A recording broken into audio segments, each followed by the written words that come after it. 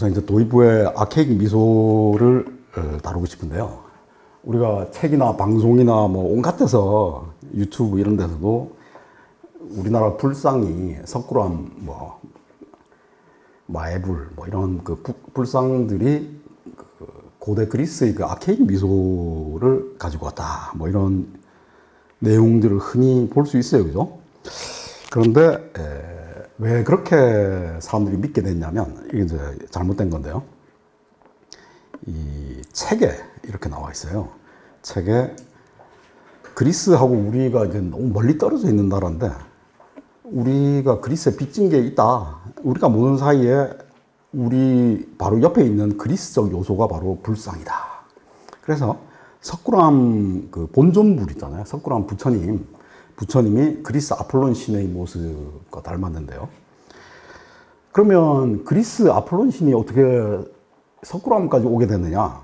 그걸 유래를 설명합니다. 기원전 2세기에 간다라 지방에서 처음 불상을 만들 때 조각을 할 줄 아는 기술자는 그리스인들 뿐이었다. 그리스인들만 조각을 했다는 거야. 간다라 지방. 이거 뭔가 좀 이상하지 않아요? 간다라에는 조각한 사람 없었겠어요? 그런데 이제 그리스인 뿐이었다. 그래서 초기 불상, 간다라 불상이 그리스 신들의 모습을 담게 됐다. 이렇게 설명합니다. 그래가지고 그 간다라 그리스 미술이 중국을 거쳐서 한반도로 흘러 들어왔는데 결국 통일신라 석굴암 불상이 만들어지게 됐는데요. 2000년 세월을 사이에 두고 그리스의 아폴론 신상이 우리나라 신라 경주 산기슭의 본존불 자비로운 미소를 띠게 됐다. 뭐 이렇게 이제 설명을 해요. 그래서 이제 책에 보면 왼쪽 오른쪽에 나란히 사진이 실려 있고 서로 닮았다는 거야. 뭐라고 써 있냐면 여러분 잘 안 보이시겠지만 글자 제가 읽어볼게요. 기원전 550년 오른쪽 그림입니다. 선생님 이게 화면이 옆으로 벌어져 버렸는데 이거 나중에 좀 조정해 주세요. 이게 안 맞습니다. 이게 미리 확인을 했어야 되는데 지금 이게 너무 넓어요, 그죠? 가로가 너무 깁니다. 어쨌든 기원전 6세기 중반 그리스 청년 조각상과 오른쪽, 그 다음에 왼쪽은 석굴암 본존불 둘이 닮았다. 뭐가 닮았냐면 온화한 미소를 머금은 입모양, 미소를 머금은 입모양이 닮았고 또 얼굴 선이 닮았다. 그래서 오른쪽 조각이 왼쪽으로 왔다. 근데 기원전 550년이고 왼쪽이 이제 750년이잖아요. 그러면 750 더하기 550 하면? 1300. 근데 아까 2000년이라고 그러지 않았어요? 이게 뭔가 숫자가 잘못된 것 같아요. 그죠?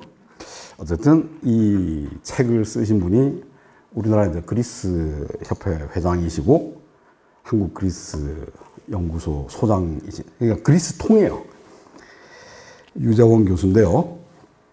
이분이 초기에 쓰신 책에 그렇게 써놨어요.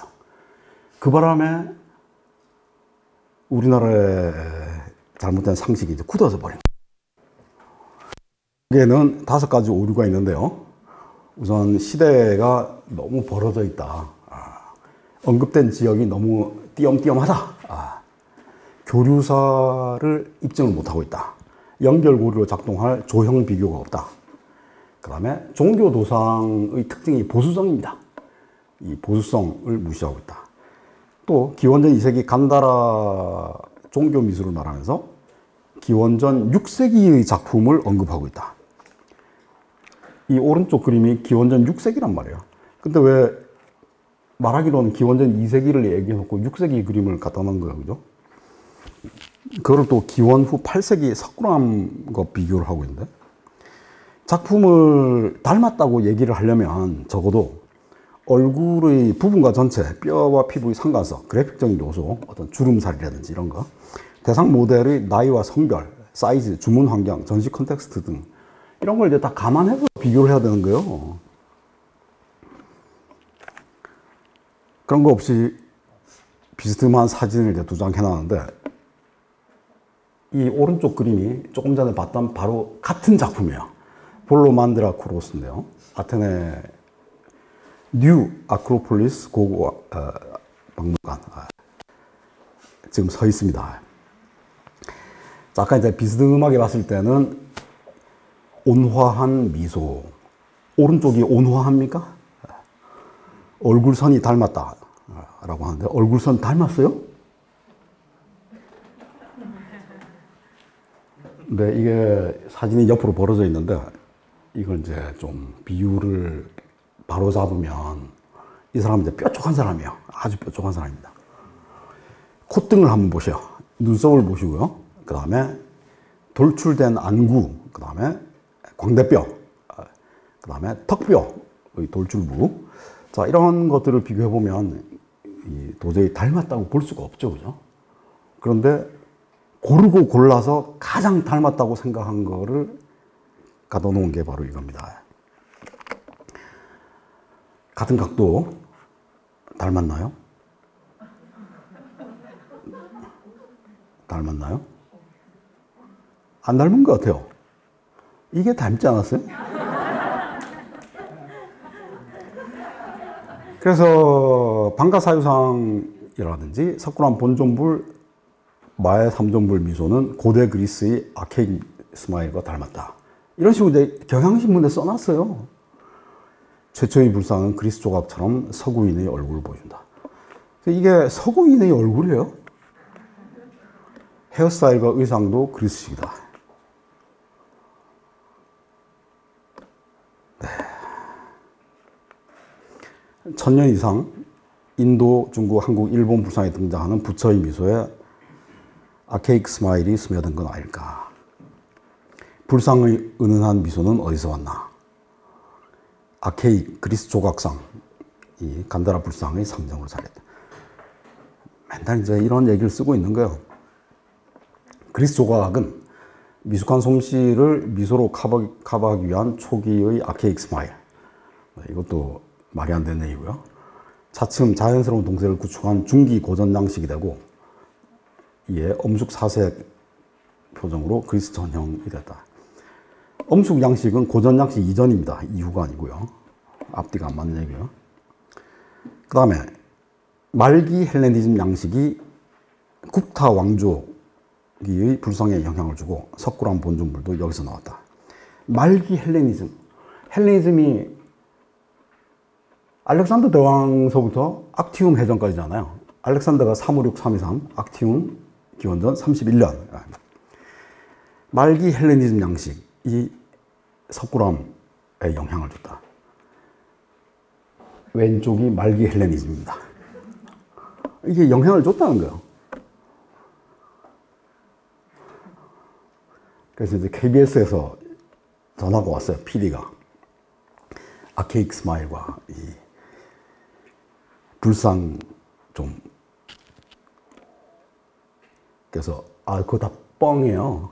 다 거짓말입니다. 딱 그랬더니, 자기네들 다 그리스 왔다 갔다 하면서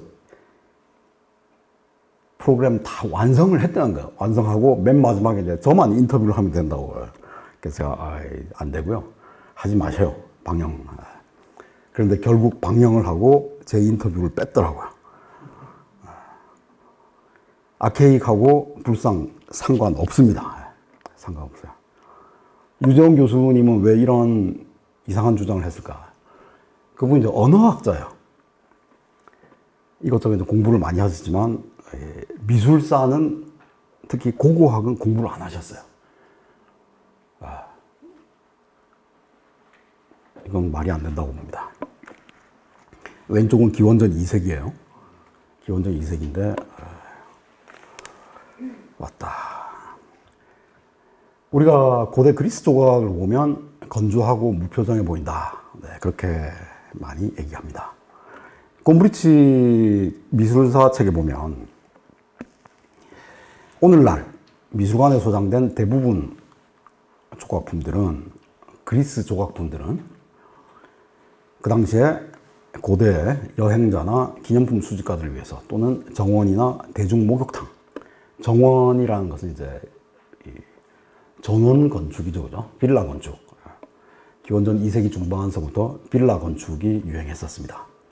대중 목욕장, 아그리파 욕장이라든지 이런 욕장들 있잖아요. 이를 장식하기 위해서 로마 시대 때 만들어진 복제품입니다. 그러니까 그리스 원작인데 워낙 수요가 많다 보니까 로마에서 막 엄청나게 카피를 떠가지고 카피를 이제 많이 깔았다는 거예요. 근데 우리는 오늘날 이 로마 시대 복제품, 그리스 원작은 지금 거의 남아있지 않고 로마 시대의 복제품에 대해서 감사해야 된다. 왜냐하면 이 복제품이 그나마 좀 남아있어가지고 원작은 사라졌지만 그 원작의 느낌은 알 수 있다는 거예요. 희미하게나마 짐작할 수 있겠다. 복제품이라도 있는 게 어디냐? 그렇게 얘기를 합니다.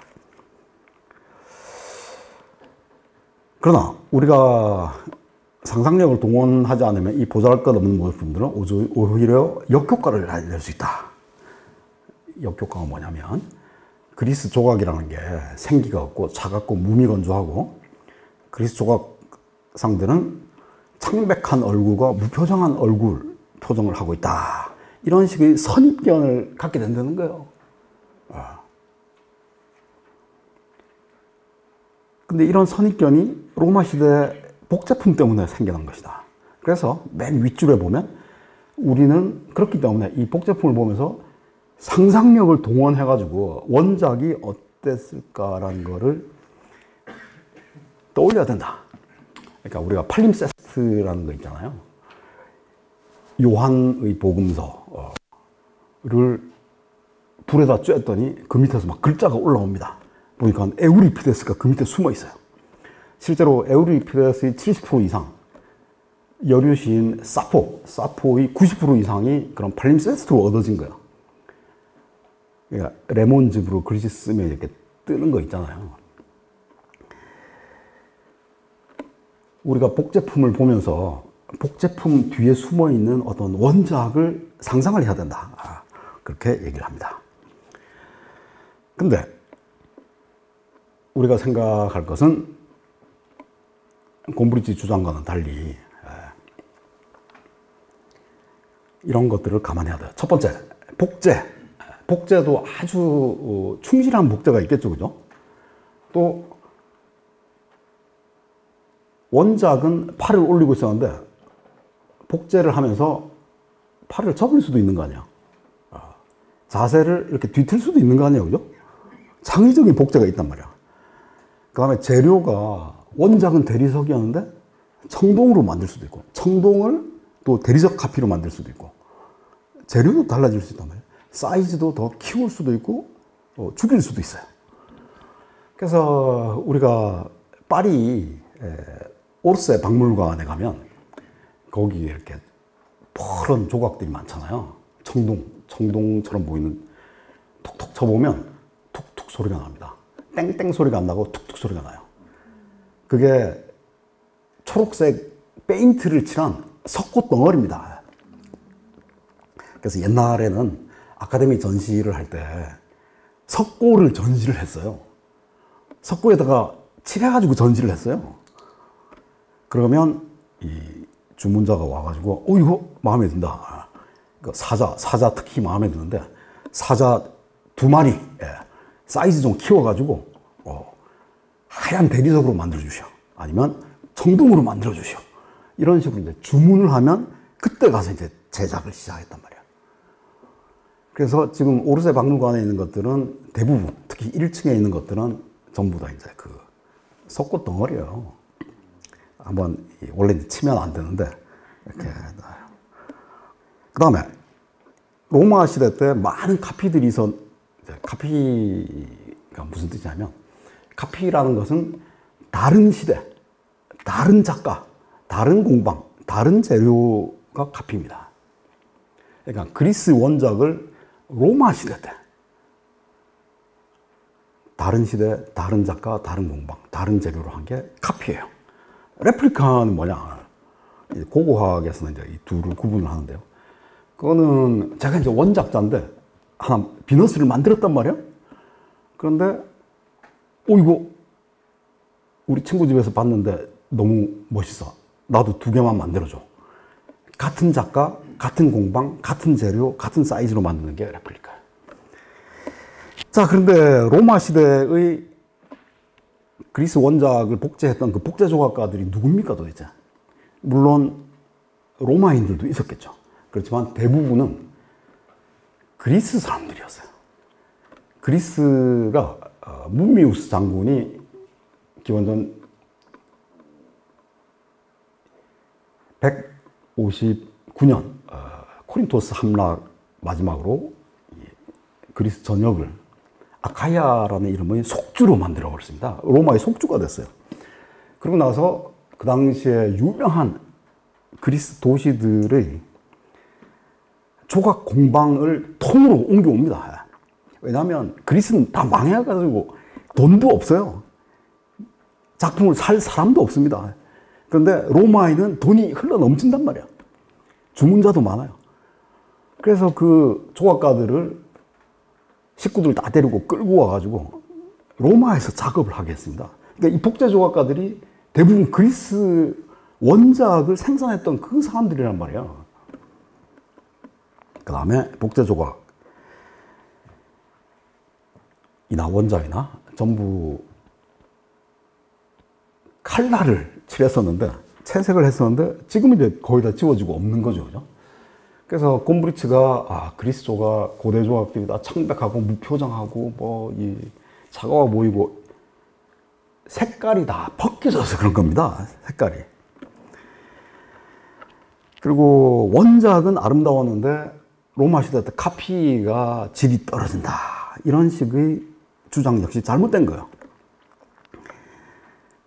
지역마다 다 특성과 색깔과 다들 어마어마한 천재들이 있었어요. 그죠? 결론.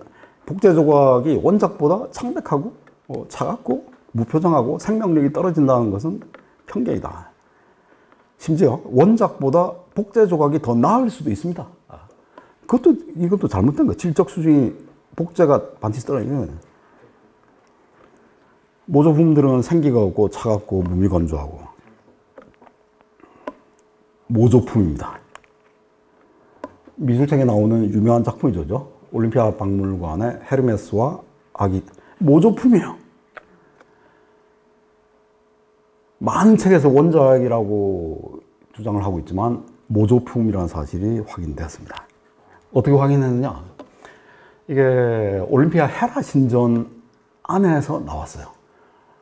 그런데 안토니우스 피우스의 부인 파우스티나의 두상도 같이 나왔는데, 거기서 로마 시대 때 2세기 그 두상, 그 다음에 이 몸통의 기법이 이제 똑같은 거예요. 로마 시대의 그래서 로마 시대 카피고요. 이 작품은 고고학의 아버지라고 불리는 핑켈만, 요한 요하임 핑켈만이 오직 이 작품, 정수라고 해서 정수 카피입니다. 기원전 4세기 레오 히아레스의 원작을 로마 시대 때 카피한 거예요. 이 카피를 하는 걸 어떻게 하느냐? 증거가 어마어마하게 많습니다. 특히 발 뒤쪽 옆구리 부분, 발 아래 보조장치들, 그 다음에 이 벨베데레 아폴론이 신고 있는 샌들이 로마 검투사의 샌들이에요. 그리스 샌들 아닙니다. 로마 검투사의 샌들을 신고 있어요. 그리고 이 작품, 아시는 분은 아시겠지만, 이 서서 활을 쏘고 몸을 이제 돌리는데 이 사타구니 부분을 이렇게 내밀고 있어요. 이렇게. 우리가 모델들 워킹할 때 이렇게 어깨 흔들면서 이제 워킹을 하잖아요. 공통된 특징이 사타구니를 앞으로 내밉니다. 하체, 아랫배 이 부분을 앞으로 내밀면서 걷는데, 이게 기원 후 1세기의 로마에서 발명된 새로운 취향이에요. 이 양말 아랫배 내밀고 있어요. 고전계 헬레니즘 조각 중에 없습니다. 창백해 보이지 않느냐? 차갑고 무표정. 아니에요. 색깔이 사라져서 그렇습니다. 이게 원작입니다. 눈 따로 해다 박았어요. 그죠? 아테나 여신이에요. 원작인데도 차갑고 무표정해 보이지 않아요? 턱도 너무 크고, 그죠? 자, 그렇다면 아르카메데스가 제작한 오르페우스 부조 두 점을 비교하면서 나폴리 부조와 루브르 부조 중에 어떤 것이 원작이고 어떤 것이 카피인지 직접 가려봅시다. 이게 이제 나폴리인데요. 맨 오른쪽이 오르페우스, 중간이 에우리디케, 왼쪽이 헤르메스입니다. 자기 애인 구하려고 저승까지 갔는데 뒤를 돌아보지 말라고 그랬단 말이야. 근데 뒤를 돌아보는 바람에 도로, 그러니까 두 번 죽이는 거예요. 헤르메스가 저승사자입니다. 수효폼포스, 저승사자, 영혼의 안내인. 이제 에우리디케의 팔을 잡아채면서 갑시다 라고 얘기를 해요. 이게 나폴리예요. 이것이 루브르입니다. 나폴리와 루브르 다시 볼까요? 이게 나폴리고 이게 어느 게 원작이고 어느 게 카피일까요? 자, 복숭아뼈, 발가락의 표정들, 그 다음에 옷주름, 아래로 옆으로 왼쪽과 오른쪽 옷주름 하나하나, 그 다음에 무릎뼈의 재현을 비교해 보십시오. 왼쪽이 나폴리, 오른쪽이 루브르입니다. 머리카락, 허리띠, 주름, 손가락.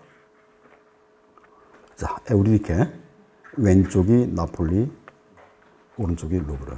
나폴리와 루브르. 어때요? 어떤 것이 원작이고 어떤 것이 카피입니까? 왼쪽이 원작이고 오른쪽이 카피처럼 보입니다. 둘 다 카피입니다. 작품의 질적 차이는 원작, 호작의 질적 차이 또는 그리스 작가와 로마 작가의 차이 때문이 아니고 개별 공방, 개별 작가의 작업 수준에 따른 것입니다. 고고의 아버지 빈켈만은 벨베데레 아폴론을 고대 그리스의 가장 뛰어난 걸작으로 꼽고 책도 쓰고 그랬죠, 그죠? 그런데 로마 시대 모작으로 밝혀졌습니다. 라오콘도 모작입니다. 카피톨리노 비너스. 특히 르네상스가 고대 오리지널이라고 생각했던 작품의 70% 이상이 그 당시에 만들어진 가짜였어요. 가짜를 그렇게 유통시켜서 팔아먹었어요. 짝퉁을. 그래서 우리는 르네상스를 고대의 부활이라고 부르는데 이거는 고대에 대한 집단 오해에서 비롯된 잘못된 부활이었어요. 작품이 생동감이 없어 보이는 것은 로마 카피라서 그런 게 아닙니다. 두 가지 이유가 있는데요. 원형의 파손이 심하거나 색채가 사라졌기 때문에. 색채를 복원하면 이렇습니다. 이게 싹 벗겨지니까 이제 창백해 보이는 거예요. 이건 땅에 파묻혀다가 나온 거예요.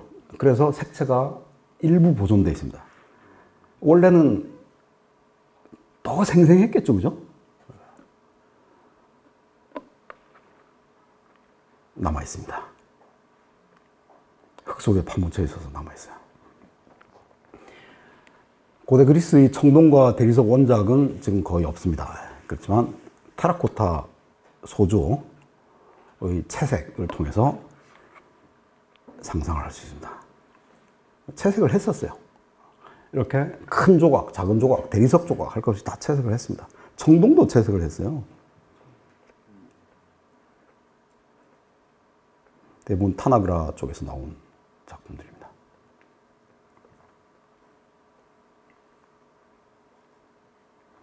느낌 있죠, 그죠? 느낌 있습니다.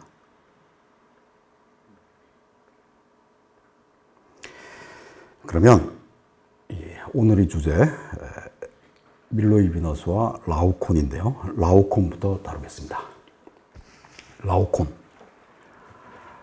높이 208. 우리가 이제 조각 작품 사이즈를 표시할 때는 세로 곱하기 가로 곱하기 깊이 이렇게 쓰도록 약속이 되어 있습니다. 근데 우리나라 국립중앙박물관 스탠다드 도록에도 이 원칙이 안 지켜져요. 그림은, 페인팅은 세로 곱하기 가로를 쓰게 돼 있죠, 그죠? 그거 잘 안 지킵니다. 약속을 했으면 지켜야 되는 거 아니에요? 1506년 1월 14일, 농부 펠리체가 에스클린 언덕 자기 포도원에서 이걸 발견을 했어요. 그래가지고 바로 신고를 했죠. 그래서 교황께서 상갈로와 미켈란젤로를 파견했습니다. 왼쪽 밑에 동그란 것이 콜로세움이고요. 콜로세움에서 멀지 않습니다. 밭을 매입을 했고요. 그래서 이 양반은 이 라오코온을 발굴한 공로로 평생 연금을 받았어요. 교회로부터. 그 다음에 이 사람의 무덤, 석관을 만들어가지고 여러분 로마에서 가장 아름다운 광장이라고 하는 깜피돌리오 광장 있잖아요. 미켈란젤로 광장. 거기 이제 올라가는 계단 왼쪽에 보면 이 제단 교회가 있는데 그 교회 안에 그 사람 펠리체 데 프레디스의 석관이 지금도 한 자리 차지하고 있습니다. 라오코온 사건에 대한 고대 기록은 베르길리우스, 라오코온이 트로이 목마 배를 창으로 퍽 찔러봤다는 거야. 이 찌른 죄 때문에 정죄를 받았다. 창으로 배를 푹 찔렀더니 그 안에서 숨어있던 아카야 군인들, 그리스 군인들의 무구들이 서로 부딪힌 소리가 쩔그렁쩔그렁 났다는 거예요.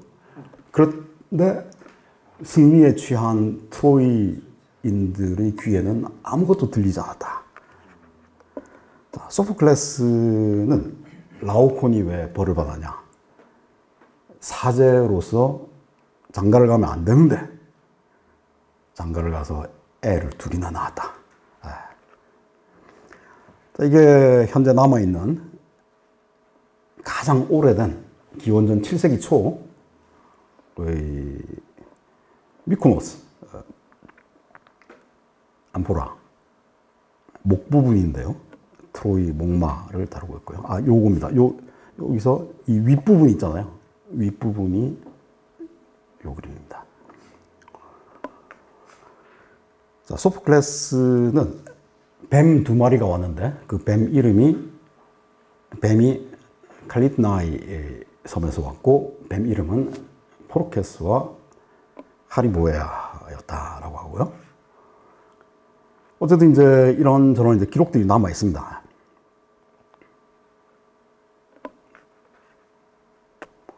마지막 퀸투스 스미르나이오스의 기록이 있는데요.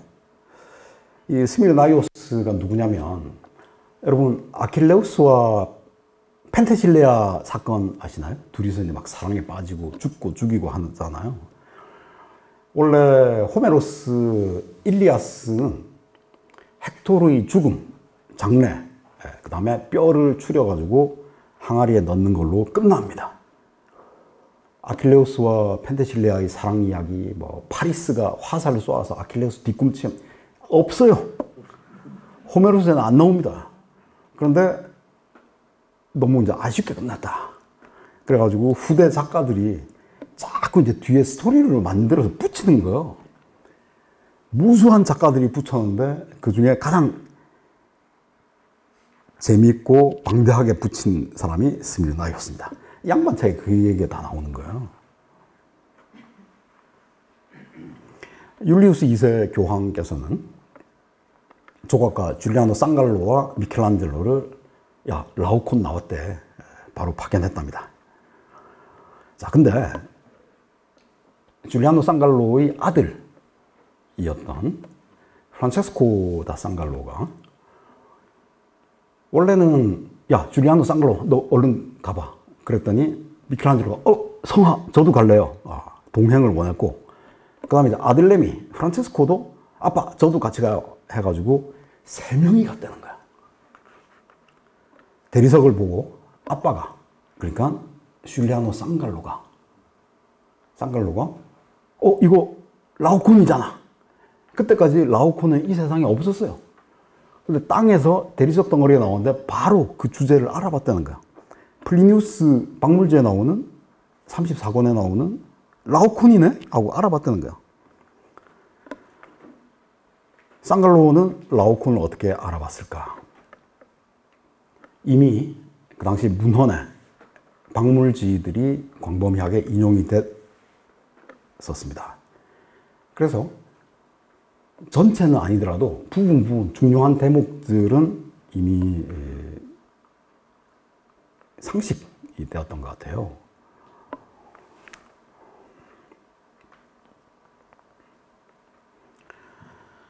라오콘에게 뱀 한 마리가 옆구리 쪽으로 달려들고 있는데요. 원래는 이 뱀이 큰 아들을 공격하고 있었어요. 그런데 아들 쪽으로 접근하는 뱀의 목덜미를 잡아챕니다. 잡아챘더니 뱀이 갑자기 방향을 선회해가지고 라오콘을 먼저 공격하는 거야.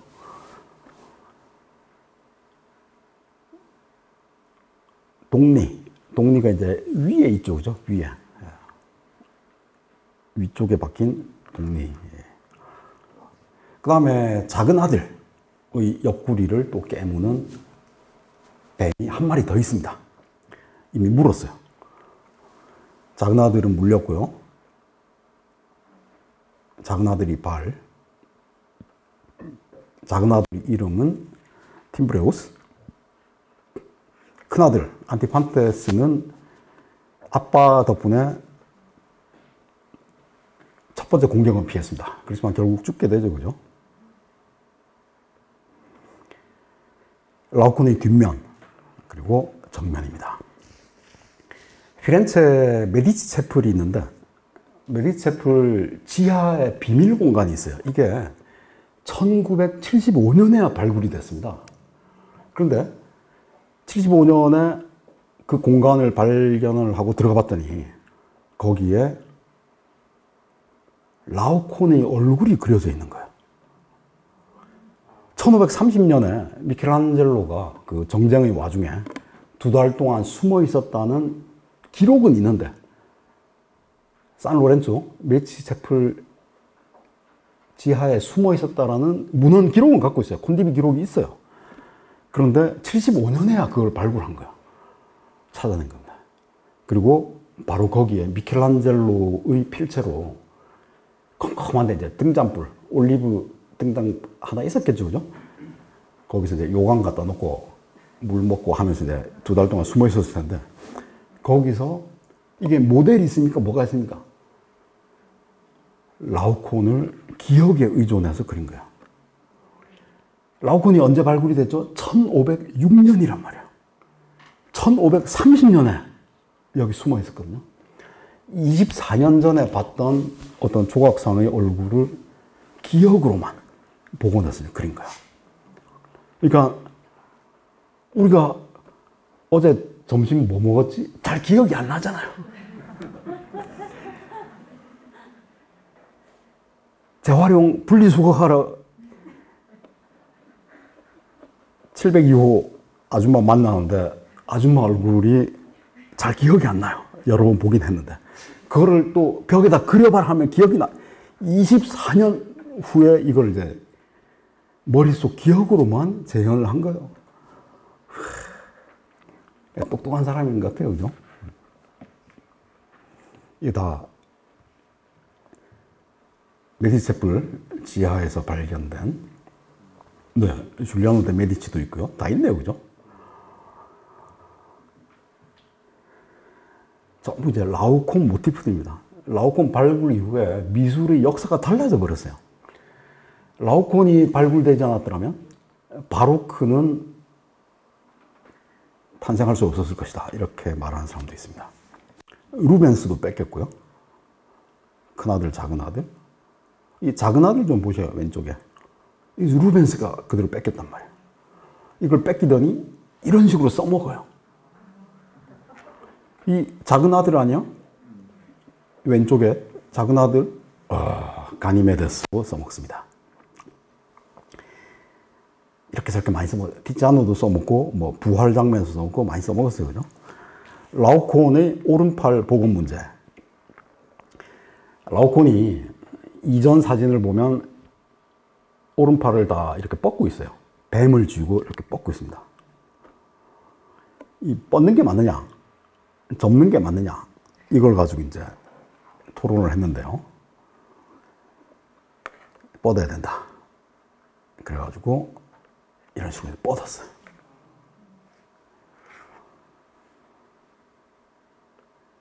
다 뻗고 있습니다.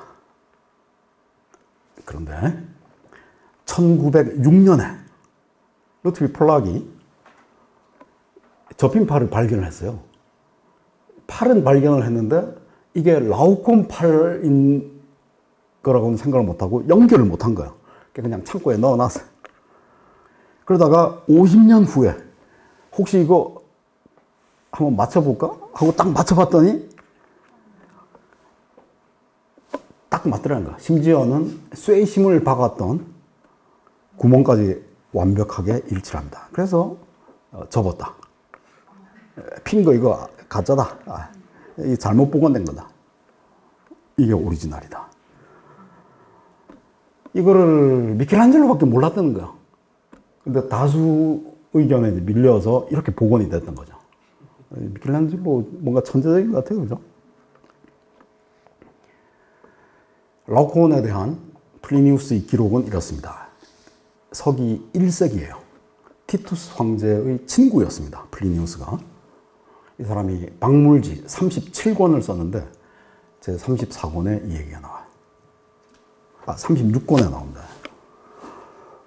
34, 35, 35. 34는 회화, 35는 청동, 쇠, 36은 돌, 대리석을 다루고 있는데요. 자, 라오콘 군상은 한 사람의 작품이 아니라 여러 명이 공동 작업을 했다. 이렇게 기록이 되어 있어요.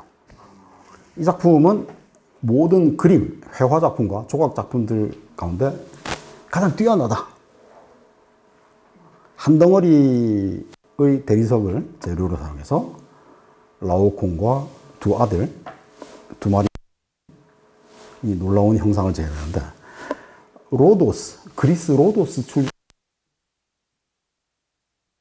조각가 하게산드로스, 폴리도로스, 아테노도로스가 공동 작업을 했다. 이렇게 써 있어요. 이거 이제 청동으로 복원해 본 거고요. 청동 원작은 아마도 청동이었을 거예요. 청동으로도 큰 놈, 작은 놈 뭐 많이 만들었을 거고요. 대리석으로도 많이 만들었을 거고요. 그림으로도 많이 그렸을 거예요. 그런데 많은 라오콘을 봤는데 그 중에 내가 티투스 황제의 궁성에서 봤던, 그리고 나중에 네로 황제의 황금궁성에서 발굴된 오늘날 바티칸에 있는 그 라오콘이 제일 뛰어났다. 이렇게 쓰고 있는 거죠. 그죠? 이것도 복제고요.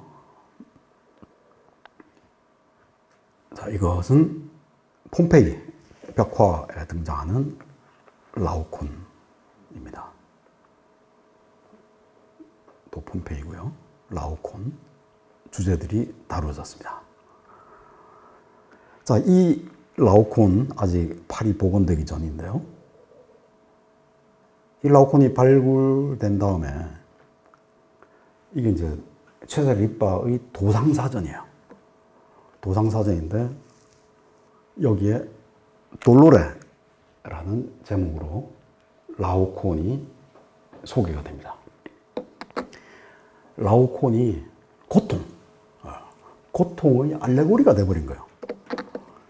여기에 뭐라고 써있냐면 로모 메조 이누도 꼴레마니에 피에디 인 가테나티 에치콘다토 다운 세르펜테 che veramente l'immondo il lato manco sarà in filtà molto malinconoso. 저 옷을 거의 알몸 상태, 두 팔과 두 다리가 포박이 됐다. 묶였습니다. 뱀 한 마리가 칭칭 감고 있다. 그리고 그 뱀이 인정사정 없이 콱 깨문다. 비어있는 옆구리를 콱 깨물고 있다. 그리고 이 사람은, 이 사람은 표정이 몹시 우울해 보인다. 이런 식으로 하면 이게 돌로레, 고통의 알레고리가 된다는 거야. 엄청난 일 아닙니까, 이게? 지금까지 고통의 상징이 뭐였었죠? 예수님이었잖아요. 항상 예수님이 뭐 가시 쓰고 못 같은 거 들고, 그죠? 예수님을 밀어낸 거예요, 이 양반이. 라오콘이에요.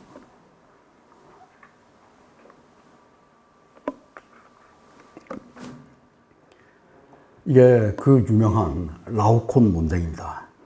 빈켈만이 이렇게 썼어요. 에틀레 아인팔트 슈틸러 그랬어요. 고귀한 단순과 고요한 위대. 자, 빨간색만 잠시 볼게요. Das allgemeine, vorzüglich kennzeichnende griechische Meisterstücke ist endlich eine edle Einfalt und eine küstliche Größe, sowohl in der Stellung als im Ausdruck. So wie die Tiefe des Meeres allseits ruhig bleibt, die Oberfläche macht doch so wütend, ebenso zeigt der Ausdruck in den Figuren der Griechen bei allen Leidenschaften eine große und gesetzliche. 내가 그리스의 걸작들을 이제 많이 봤는데, 이 사람이 전문가죠. 많이 봤는데, 조각 작품 엄청나게 봤는데, 가장 보편적이고 이렇게 딱 눈에 띄는 빼어난 특징을 들라고 하면 그 특징은, 많은 그리스 걸작들이 특징은 고귀한 단순과 고요한 위대다. 자세도 그렇고 표정도 그렇다. 그래서 마치 바다 깊숙이는 항상 고요하다. 바다의 수면, 폭풍, 경랑 때문에 막 파도들이 휘몰아치는데도 바다의 심연은 항상 평화롭다. 그게 바로 그리스 걸작들일 거야. 그리스 걸작들과 바다가 똑같다는 거야. 그래서 고대 그리스의 조각들, 인물들을 보면 bei allen Leidenschaften, 어떤 격정에도 늘 großen Gesetze, 영혼은 침착하고 침잠해 있다는 거야. 바다의 심연처럼. 그래서 이게 이제 여기서 바로 논쟁이 시작됩니다. 베르길리우스는 라오콘에 대해서 노래를 하면서 서사시를 쓰면서 끔찍한 비명을 질렀다라고 그 아이네이드에서 쓰고 있죠, 그죠? 끔찍한 비명.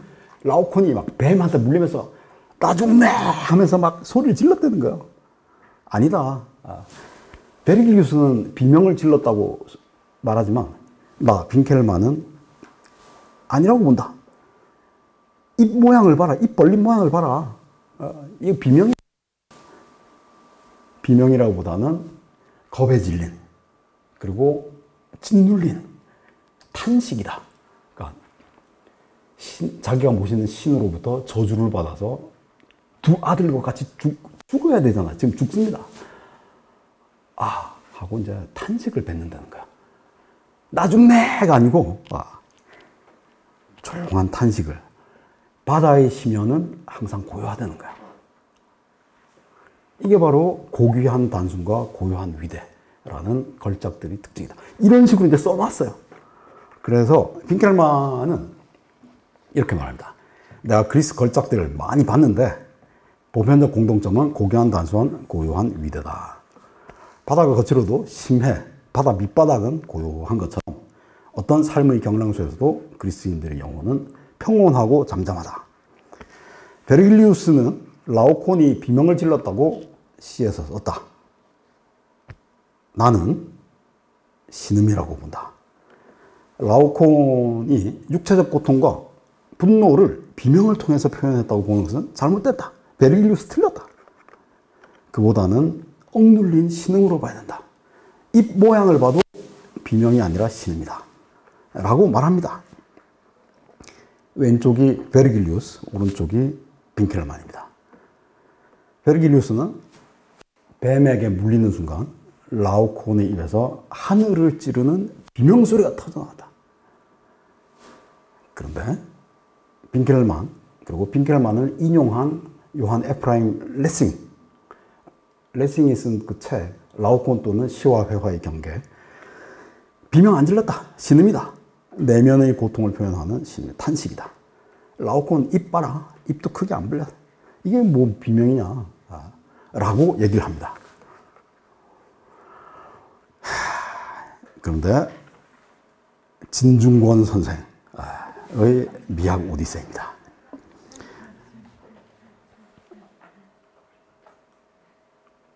라오콘에서도 역동적이고 극적인 성격이 잘 드러난다. 라오콘은 트로이 신관으로 사제로 목마를 성 안에 들여놓으면 안 된다고 경고했다가 하늘의 비밀을 누설한 죄로 두 아들과 함께 신들은 아니고요. 신이 보냈어요. 하나는 포세이돈이 보냈다. 하나는 아폴로, 서로 이제 베르길리우스, 소포클레스 다 다릅니다. 신들이 보낸 건 아니에요. 뱀들의 휘감기와 비상한 최후를 만든다. 빈켈만은 이 작품 속에서, 이 작품이 이 라오콘이죠, 그죠? 빈켈만은 라오콘이야말로 그리스 미술의 본질적인 특징을 가지고 있다. 라고 보고, 그거를 고귀한 단순과 보내. 이게 뭔 말이에요? 이게 말이 돼요? 진중권 선생이 이렇게 썼어요. 빈켈만은 이 작품 라오콘 속에서 그리스 예술의 본질적인 특징을 봤다. 그리고 그것을 고귀한 단순, 고요한 위대라고 특징했다. 라오콘으로부터 고귀한 단순과 고요한 위대가 나왔고, 그것은 곧 고대 그리스 예술의 특징을 규정해. 이게 말이 돼요? 앞뒤가 안 맞잖아요. 아까 빈켈만은 뭐라고 그랬어요? 내가 많은 미술, 그리스 걸작들을 많이 봤다. 너무 많이 봤다. 그런데 보다 보니까 무슨 보편적이고 공통된 특징이 있더라. 그게 고귀한 단순과 고요한 위대다. 그런데 그 대원칙, 그리스 조형의 대원칙이 고귀한 단순, 고요한 위대인데, 그 원칙을 기준 삼아서 라오콘을 한번 해석을 해보자. 그러니까 보편에서 구체적인 사례로 넘어가는 거죠. 그죠? 그래서 라오콘을 봤더니 베르길리우스는 비명이라고 하지만 비명을 질렀다는 것은 고귀한 단순과 고요한 위대의 원칙에 벗어난다. 그것은 탄식, 신음으로 봐야 된다. 이게 그 사람 주장이잖아요. 그런데 진중권 선생은 뭐라고 그래요? 라오콘이야말로 그리스 미술의 본질적인 특징이에요. 그리고 라오콘에서 고귀한 단순과 고귀한 위대가 나왔다. 그러니까 이 양반은 진짜 독일어를 어떻게 공부를 했는지 모르겠어요. 고귀한 단순, 고요한 위대. 이게 이제 전형적인 헬레니즘 레토릭이에요. 네 개의 단어로 이루어져 있는데요. 이 네 개의 단어는 의도적으로 순서를 뒤바꾼 겁니다. 그래서 einfältige Edle, große Stille, Stille Edle, große einfältige große Edle, Stille, Stille Edelheit, große. 어떤 식으로 해도 돼요. 어떤 식으로 바꿔도 다 말이 됩니다. 일부러 이제 뒤죽박죽을 쓰는 거예요. 16가지의 조합 가능성이 있습니다. 예를 들어서 헬레니즘 수사학의 기본이 교환이에요. 예를 들어서 이제 4개의 단어가 있단 말이야. 보랏빛 라벤더, 슬픈 추억, 이런 단어가 있으면 이런 식으로 바꾸면 되는 거예요. 이게 헬레니즘 수사학이에요. 이거를 이제 조형적으로 써먹은 마그리트라는 벨기에 화가가 있는데, 이 사람의 조형 원리는 교환입니다. 뭘 교환하느냐? 우리 이제 아까 단어 순서를 교환했는데, 마그리트는 크기를 교환해요. 무게를 교환하고, 가치, 속성, 방향, 시간, 공간, 차원을 교환합니다. 큰 거, 작은 거를 교환하고, 무거운 거, 가벼운 거, 뜨거운 거, 차가운 거, 밝은 거, 단단한 거, 무른 거, 하나, 여럿, 방향. 이걸 교환한 거예요. 뭘 교환한 거죠? 크기 교환이죠, 그죠? 이건 무게, 속성, 이거는 빛, 어둠, 또 속성이고요. 하나, 여럿, 그 다음에 무게, 뭐, 이런 식으로 전부 교환이 원래요. 그래서 이게 이제 곤란하다는 거죠, 그죠? 그러면 왜 빈켈만을 오독을 했을까요?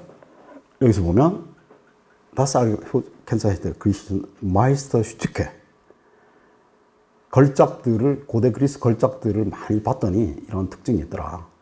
고귀한 단순, 고유한. 바로 이 그리스 영혼이 라오콘의 얼굴 표정에서도 드러난다 라고 얘기를 했어요. 빈켈만, 고대 그리스 걸작들의 보편적이고 뛰어난 특징은 고귀한 단순과 고귀한 위다. 진중권, 고대 그리스 걸작 라오콘의 보편적이고 빼어난 특징은 고귀한 단순과 고귀한 위다. 이런 식으로 이제 오독을 한 거예요. 복수형 걸작들을 단수로 잘못 읽고 라오콘을 가리키는 말이 아니겠느냐 이렇게 해석을 한 다음에 이런 결론을 내리게 됐다. 자, 라오콘의 연대 특정. 라오콘 재료는 로도스 대리석과 까라라 대리석으로 구성되어 있습니다. 라오콘이 한 덩어리로 아닙니다. 세 덩어리로 이루어져 있어요. 이건 이제 미켈란젤로가 뺏긴 거고요. 동시대, 페르가몬 제우스 재단. 똑같죠, 그죠? 유형이 똑같아요. 그렇지만, 오른쪽은 원작이고, 왼쪽은 카피입니다. 원작은 기원전 180년, 160년 이랬을 거예요. 하지만 카피는 기원 후 1세기 초입니다. 카피인지 어떻게 아느냐? 몰랐어요. 그러다가 1957년에 로마 나폴리 해안도로 닦다가 중간에 스페를론가에서 도로를 닦는데 막 엄청난 대리석 무대기가 나온 거야. 그래가지고 그 일대를 싹 파엎었더니 거기에서 이제 이게 나온 거예요. 로도스 출신 조각가인 아테노도로스, 하게산드로스, 폴리도로스 세 명이 제작했다라고 스킬라 그룹에서 나왔는데, 이 스킬라 그룹은 티베리우스 황제 서기 1세기 초반의 황제 전속 조각 공방에 속한 사람들이었어요. 1세기 조각가들이에요. 근데 우리는 플리니우스를 읽으면서 플리니우스 기록에 그리스 로도스 섬 출신의 아테노도로스, 하게산드로스, 폴리도로스 이렇게 이제 써 있었으니까 당연히 기원전 2세기 그리스인 줄 알았죠. 알고 보니까 기원 후 1세기였던 거야. 스페를론가, 로마 나폴리 중간에 있고요. 티베리우스 별장이 있는데요. 지금은 고고학 박물관이 있고. 자, 오른쪽 밑에 동그란 문고리 같이 생긴 거 있잖아요. 저곳이 수영장과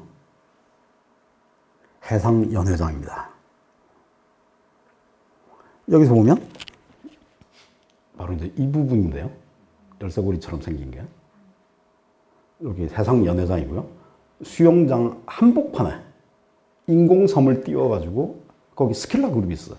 이게 뭔가요? 이게 가니메데스예요. 가니메데스가 위에 있고. 여기 가니메데스 있죠, 그죠? 그리고 해상연회장 요 안쪽에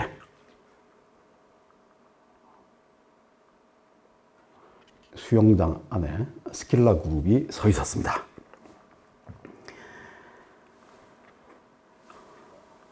자, 이런 모습이었는데요. 이 스킬라 그룹 가운데 있는 여자가 스킬라라는 괴물이에요. 우리나라 낭랑공주, 뭐, 호동왕자, 그 스토리처럼. 저 남자 아니면 죽어버릴 거야. 뭐 이래가지고. 조국을 배신하고, 뭐 그런 스토리 있습니다. 그래가지고, 당신이 나를 도와주면 배의 맨 앞자리에 태워서 크레타까지 같이 가서 우리 행복하게 살자.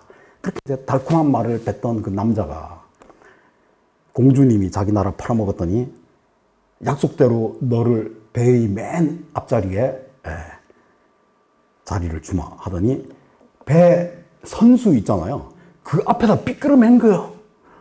그래서 우리가 서양 해적선 같은 거 보면 배 앞에 뭐 이상한 여자가 나무 조각 같은 게 그 원조가 스킬라예요. 어쨌든 기록들이 나오는데 이게 스킬라 그룹입니다. 그 고속도로 파다가 다 나왔어요, 이게. 오디세우스가 항해를 하던 도중에 스킬라라는 바닷괴물을 만나죠. 덩치도 엄청나게 커요, 여잔데. 그래가지고 오디세우스 부하의 머리통을 손으로 꽉 움켜쥐고 머리를 떼버립니다. 이 손이 스킬라 손이에요. 그리고 원래는 이 아저씨 머리통인데 요 머리통이 원래는 여기 올라 붙어 있었는 거야. 스킬라 허리에 미친 개 3마리가 붙어가지고 막 물어뜯고 그러잖아요. 이게 오디세우스고요. 이것도 라오콘하고 닮았어요, 그죠? 스타일이. 머리통 떨어졌고요. 머리통이고요. 미친 개가 막 허리에서 나와가지고 그렇습니다. 이렇게 생겼어요. 그래서 스킬라, 괴물, 머리통, 오디세우스, 부하들이 3마리 개. 이게 이제 지금 복원한 그림인데요. 노를 뺏어가지고 이걸로 막 후려치고 있습니다. 그런데 요 배전 안쪽에서 라오콘의 조각가 3명, 아테노도로스, 폴리도로스, 하게산드로스 이름이 나온 거예요. 이게 그 이름입니다. 아타노도로스. 있죠, 그죠? 이게 해상도가 높은 사진을 갖고 싶으면 돈을 내라 뭐 이렇게 해서 제가 이제 안 했습니다. 자, 선생님들 잠깐 쉬었다가 또 할까요? 네. 자, 그리스 조각의 발명. 우리가 이제 이 시대마다 미술의 특징이 있는 것 같아요. 그런데 예를 들어서 우리가 중세 미술을 공부하다 보면 참 답답한 부분이 있는데, 태초에 뭐 에덴 동산 낙원이 있었고, 그 다음에 이제 타락이 시작돼서 점점 인간이 몰락의 길을 가고 있다는 거예요. 이제 멸망을 앞두고 있고 종말을 향해서 치닫고 있다. 이게 이제 기본으로 이제 깔려 있는 거예요. 그래서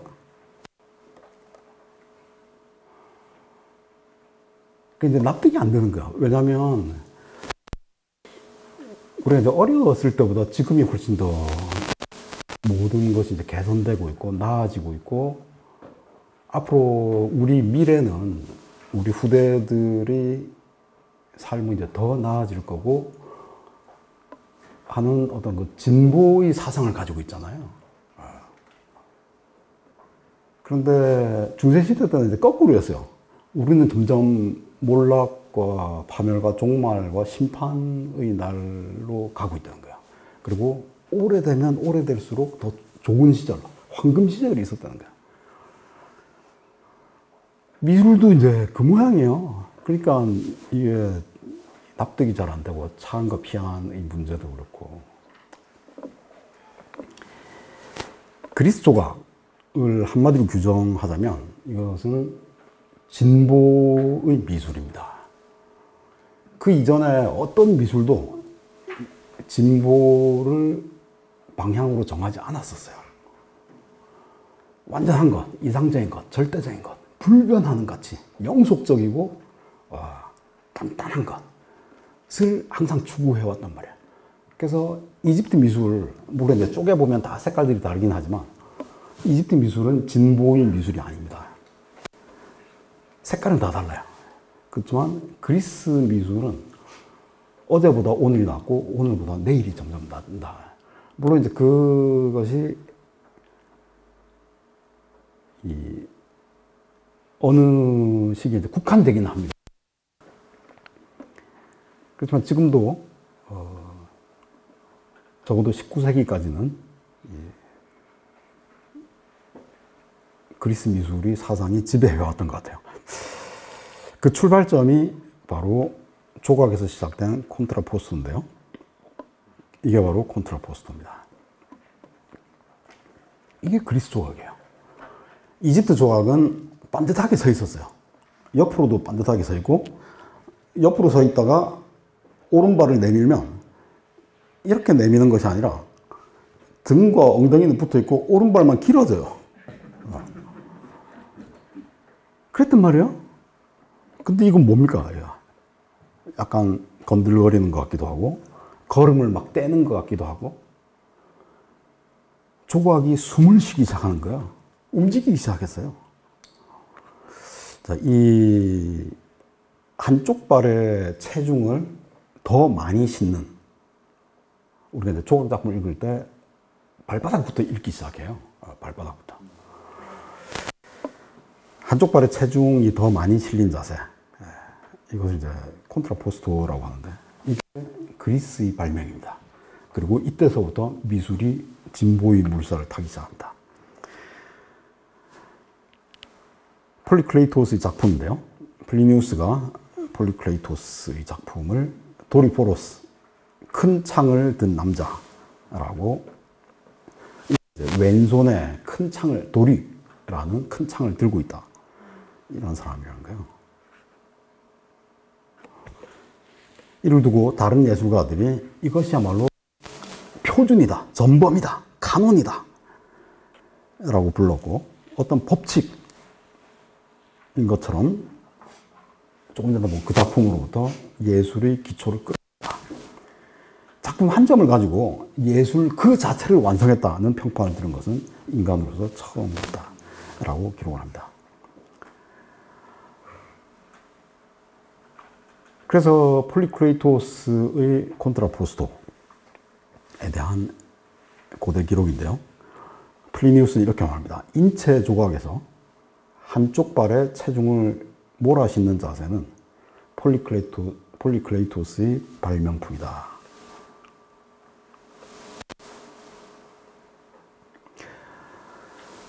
이거는 이제 제가 쓴 글이긴 하지만 뭐 우리가 꼭 다 읽을 필요는 없습니다. 읽으면 날 셉니다.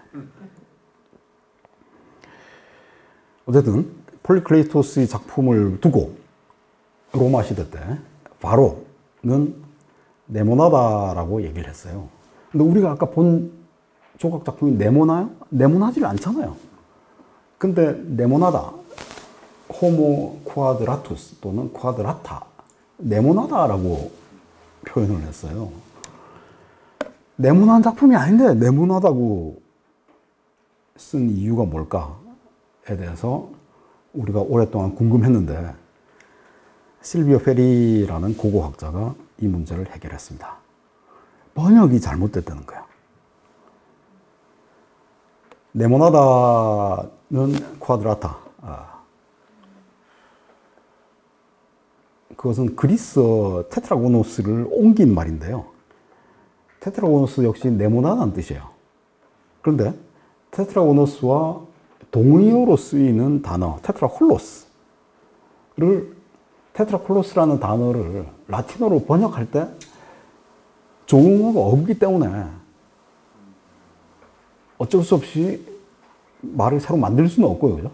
그래서 쿼드라타라고 옮긴 것이 아닐까. 근데 테트라고노스와 동의어로 쓰이는 테트라폴로스는 바로 콘트라포스토를 설명하는 단어입니다. 그래서 사지다리 서로 균형 관계를 유지하고 인체의 조화로운 구축의 바탕이 되는 네 부분, 두 팔과 두 다리가 그렇다는 거예요. 곰브리치는 고전기 조각을 설명하면서 이 작품을 빠뜨리고 있어요. 곰브리치 책에 이 작품 안 나옵니다. 그렇지만 고대 그리스 조각에서 가장 중요한 작품이 바로 이 작품이죠. 서양 율사책에는 다 빠졌어요. 왼쪽이 미네폴리스고요. 오른쪽이 나폴리입니다. 나폴리 버전이 더 완벽하다고 평가를 받는데요. 자, 하체, 상체, 머리부터 봅시다. 얼굴이 정면을 향하고 있나요? 옆으로 삐딱한가요? 목에 누웠잖아요. V자가 누웠습니다. 머리가 떨어져서 없더라도 이 V자를 보면 어느 쪽으로 누웠느냐에 따라서 고개를 어느 방향으로 돌렸는지, 뒤로 제쳤는지, 숙였는지 읽을 수가 있어요. 상체를 봅시다. A와 B가 똑같은가요? 이쪽이 더 부풀었죠, 그죠? 이쪽이 더 납작해요. A와 B가 똑같은가요? 다르죠, 그죠? 이쪽은 올라갔고, 이쪽은 내려갔습니다. 팔도 밑으로 늘어진 팔에서는 핏줄이 두드러지고, 수평을 이루고 있는 팔에서는 핏줄이 숨었습니다. 자, 밑에 이것도 이제 좌우가 다른데 왼쪽이 이제 더 밑으로 기울어지는 게 원칙입니다. 남자 목욕탕 가면 다 보입니다, 이거. 100%다 그러냐? 100%는 아니고요. 10명 중에 8명, 9명 정도가 이렇게 되어 있습니다. 아카데미에서도 이걸 가르쳤어요. 고대 조각에서는 예외가 없습니다. 무릎. 한쪽은 돌출했고 한쪽은 숨었죠, 그죠? 숨었습니다. 체중이 실린 쪽 발, 핏줄이 두드러졌고요. 자, 그런데 체중이 실린 쪽의 발, 오른발, 무릎이 왼발보다 무릎뼈는 더 올라갔는데 우리가 옆에서 봤을 때 어느 쪽 발이, 어느 쪽 무릎이 더 앞으로 돌출했을까요? 오른쪽이, 이쪽 오른쪽이요? 네, 오른발. 왼발이 더 돌출합니다. 왜냐하면 오른발의 발 뒤꿈치하고 왼발의 엄지발가락 끝이 동일선상에 있어요. 그래서 오른발, 왼발 뒤꿈치와 동일선상에 있을 때 오른발에 체중을 실으면 이렇게 돼요. 왼발이 한 뼘 더 나와 있죠, 앞으로. 무릎뼈는 더 처지고 앞으로 돌출합니다. 좌우가 똑같아요. 다르잖아요. 어깨, 목. 이게 무슨 뜻일까요? 죄송합니다. 안 넘어가네요.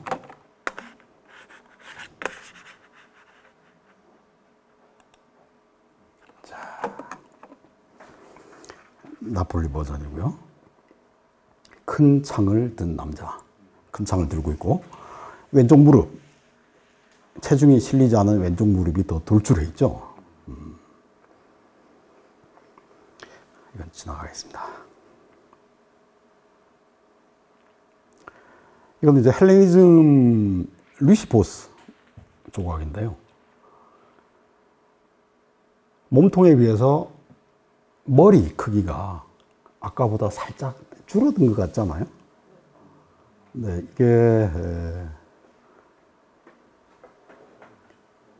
비례는 이제 똑같은데 머리 크기를 줄임으로써 더 키가 커 보이게 하는 그런 이제 착시를 발명한 사람이다라고 합니다. 이거는 그보다 앞서서 100년 앞서서 제작된 떼네아의 크로스인데 뮌헨에 있습니다. 이 작품이 발굴됐을 때 고고학계가 깜짝 놀랐어요. 왜냐하면 이집트 인체 비례 있잖아요. 이집트 인체 비례는 모눈종이에 딱 들어가는 정확한 인체 비례입니다. 그게 기원전 700년을 기점으로 1카논과 2카논 두 개의 인체 비례가 있어요. 모눈종이 24칸짜리가 있고 21칸짜리가 있어요. 그런데 두 번째 카논, 기원전 700년 이후의 제2카논의 모눈 비례와 이 떼네아이 크로스가 그리스에서 발견된 떼네아이 크로스가 그 모눈에 딱 맞아 떨어진 거야. 이게 바로 연결고리입니다. 이집트 인체 비례가 그리스로 이식이 됐는데 이로부터 100년 이후에 독자적인 콘트라포스가 발명이 된 거야. 우리가 이제 항상 문헌에서는 있었는데 실물로 확인하기는 처음이었어요. 바로 이 떼네아입니다. 그리고 그보다 한 세대 앞서서 메트로폴리탄 크로스의 사례입니다. 여기서는 또 외계인처럼 생겼고요. 이런 그 그래픽적인 요소, 장식적인 요소. 자, 이런 것도 인체로 보이진 않죠, 그죠? 그렇지만 등 뒤쪽에서 왼쪽 엉덩이와 오른쪽 엉덩이, 이 견갑골이 미세하게 차이가 나요. 정면에서도 살짝 차이가 나고요. 무릎뼈에서도. 두 손가락은, 엄지손가락은 밑으로 내리고 있습니다. 자, 이런 조심스러운 실험들이 행해졌습니다. 이 메트로폴리탄에 비하면 아나비소스의 크로이소스, 자, 이것은 여기에 바람이 통하죠. 그죠? 이거 딱 붙었잖아요. 바람이 통합니다. 무릎, 자, 얼굴. 아까보다는 덜 외계인처럼 보이죠?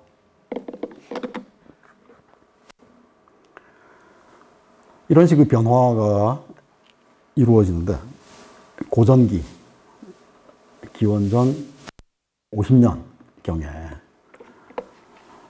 우리가 조금 전에 봤던 폴리클레이토스가 등장합니다. 580년, 560년. 자, 이건 이제 고전기 후기고요. 이건 헬레니즘 초기입니다. 여기서 보면 머리 크기는 비슷한데 몸은 더 길어 보이죠? 실제로는 이 머리 크기가 작은 겁니다.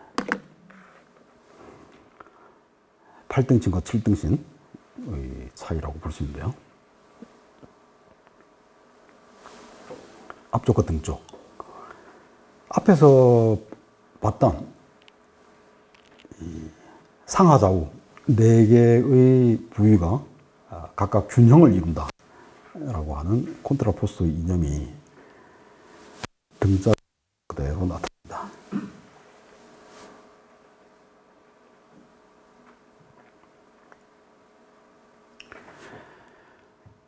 제가 괜히 어려운 주제를 가지고 와서 그냥 빨리빨리 지나갈까 봐요.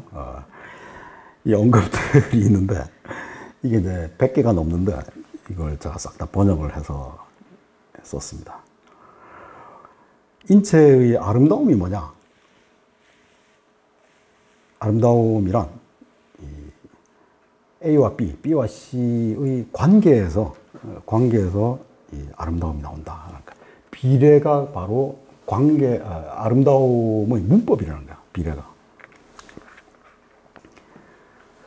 그래서 우리가 아까 큰 창을 든 남자, 폴리클레이토스의 카논을 봤을 때 한쪽 가슴이 납작하고 단단하면 한쪽 가슴이 부풀고 말랑말랑 했잖아요. 한쪽 엉덩이, 다른 쪽 엉덩이, 그 다음에 한쪽 허벅지. 이집트 인체 비례에 따르면 두 개의 허벅지는 똑같은 매스와 똑같은 굵기와 똑같은 단단함을 갖고 있어야 됩니다. 근데 이건 이제 다르잖아요. 여기서 이제 발견이 됐고요. 그 다음에 머리를 봅시다. 왼쪽이 나폴리이고요. 오른쪽은 헤르쿨라네움에서 나온 청동입니다. 암틀을 사용해서 오리지널과 똑같이 찍어낸 거예요. 그러니까 원작은 청동이었는데 청동을 카피한 것이 왼쪽 나폴리입니다. 오른쪽은 원작이에요. 원작 자체는 없습니다. 그렇지만 원작을 찍어낸 암틀과 같은 암틀에서 나온 또 하나의 원작이, 이건 두 쌍만 남아있어요. 전체 조각이 아니라 두 쌍만 남아있는데, 머리카락을 볼까요? 아까 우리가 어깨, 가슴, 둔부, 갈비뼈, 사타구니선, 무릎뼈, A와 B가 다 달랐잖아요. 여기에서도 두 눈이 있는데 눈꺼풀의 두께가 달라요. 크기도 다릅니다. 눈썹의 그리는 호도, 이쪽은 훨씬 더 가파르고 짧아요. 이쪽은 더 길고 완만합니다. 이쪽은 콧날개에 힘이 더 들어갔어요. 입술 산도, 한쪽은 완만하고 한쪽은 높습니다. 이쪽이 돌출했고 이쪽은 무너졌죠, 그죠? 자, 이마뼈. 좌우 동형인가요? 아니잖아요. 머리카락. 중앙에서 약간 삐껴나 있는데, 오른쪽이, 우리가 볼 때는 왼쪽인데요. 오른쪽이 타래가 하나, 두 개, 세 개, 네 개 하고 접혔습니다. 여기서는 하나, 두 개, 세 개에서 접혔어요. 이쪽은 더 두툼하고 이쪽은 납작합니다. 숫자도 이게 더 많아요. 이 갈고리가 더 크죠. 갈고리가 더 조그맣습니다. 그렇지만 위에는 타래가 하나, 두 개, 세 개. 이건 하나밖에 없어요. 이게 바로 시메트리아의 원리입니다. 왼쪽 발과 오른쪽 발, 두 개의 무릎, 두 개의 가슴을 규정했던, 하나가 무거우면 하나가 가볍고, 하나가 부풀면 하나가 가라앉고, 하나가 따뜻하면 하나가 차갑고, 이렇게 이제 끊임없이 주고받는 거예요. 그래서 각각의 부분 요소들이 서로 균제 비례를 맞추어 가면서 생동감 있는 아름다움을 창조해내는 거야. 고고학자들은 이 머리카락을 하나하나 다 셌어요. 그리고 여기서 단 한 올의 머리카락이라도 누락이 된다면 이 코스모스가 붕괴된다는 거야. 단 한 올도 더 할 수도 없고 덜어낼 수도 없다 라고 말합니다. 이런 불균형, 미세한 비대칭이 바로 운동감과 생명감, 활력을 만들어내. 이 이집트 미술이 없었어요. 그리스 미술의 발명입니다, 이게.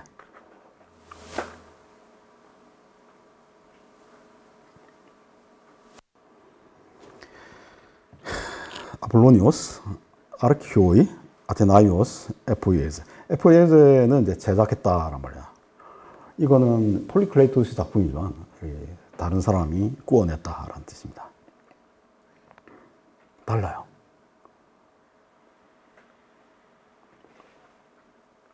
그리고 같은 작품으로부터 이런 변주를 생산해냅니다.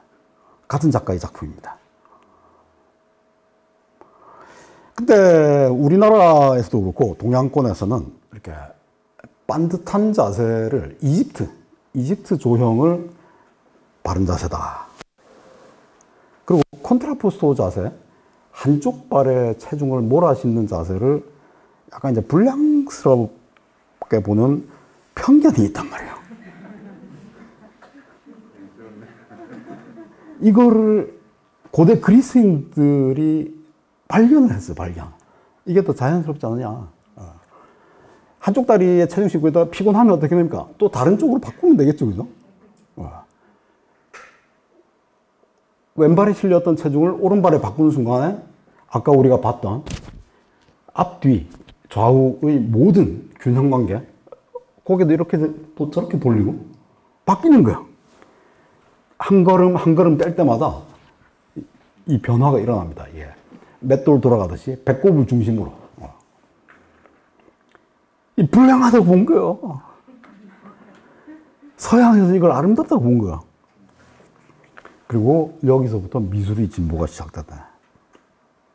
왼쪽 프리마 포르타의 아우구스투스 역시 오른팔 들어올린 것만 빼면 똑같죠, 그죠? 도리포로스를 그대로 뺏긴 겁니다. 콘트라포스토가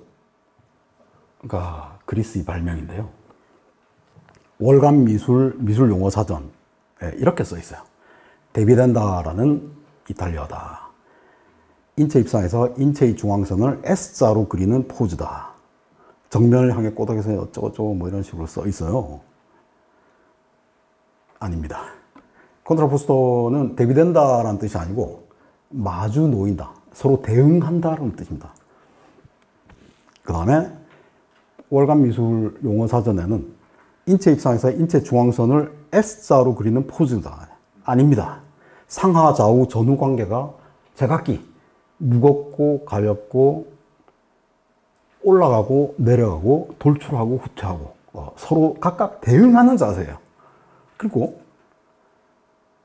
기원전 5세기 고전기에 발명된 콘트라포스토는 알파벳 S하고 상관없습니다. 알파벳 S는 그로부터 150년 뒤에 헬레니즘의 발명이에요.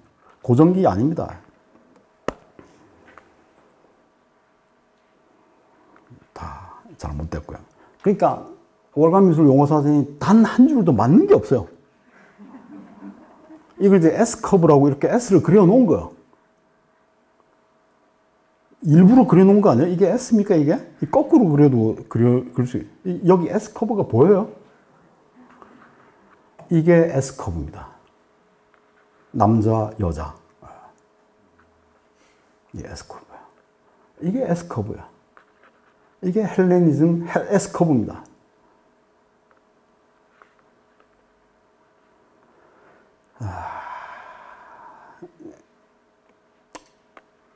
언젠가는 고쳐지겠죠, 그죠?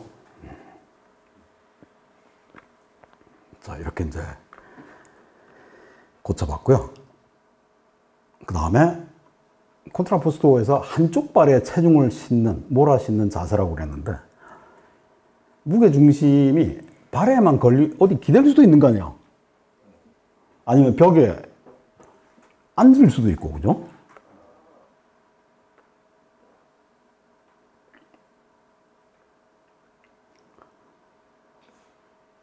그래서 기원전 5세기 말에 당대 최고의 조각가들이 모여서 누가 최고인지 한번 가려보자. 그래가지고 출품을 했어요. 그 작품들이 지금 카피들이지만 남아있습니다. 일부는 약간 변형된 상태로 남아있습니다. 주제는 부상당한 아마존의 여전사. 근데 여기서 맨 왼쪽 폴리크레이토스의 작품에는 아니 여기 딱 받치고 있단 말이에요. 이쪽 발에 체중을 싣고 있는 줄 알았더니 여기에 반쯤 싣고 여기에도 반을 실었어요. 그러면 어떻게 된 거죠? 이거는 유명한 펠타 방패고요. 아마존 펠타 방패. 초승달 방패.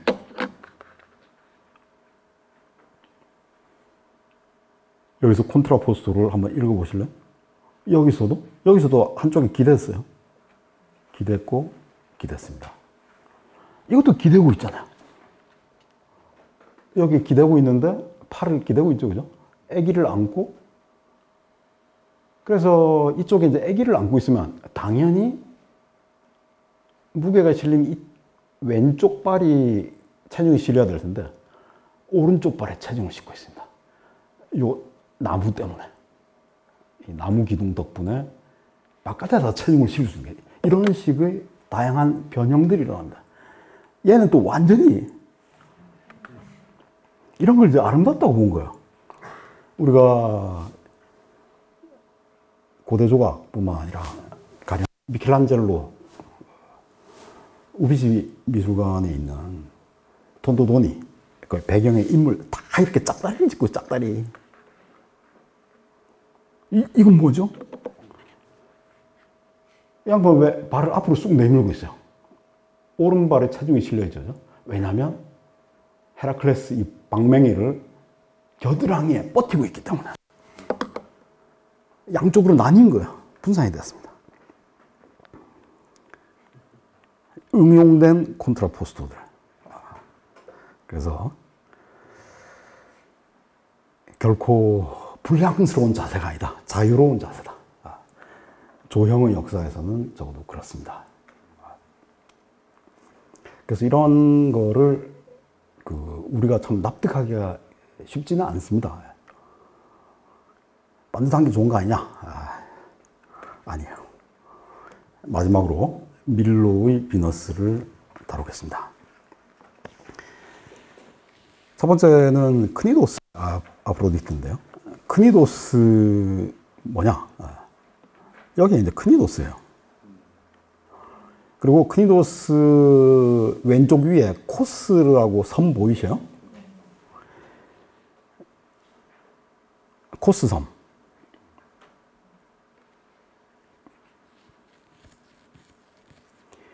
원래는 이 작품을 코스섬이 돈이 많단 말이야. 항해, 무역기지.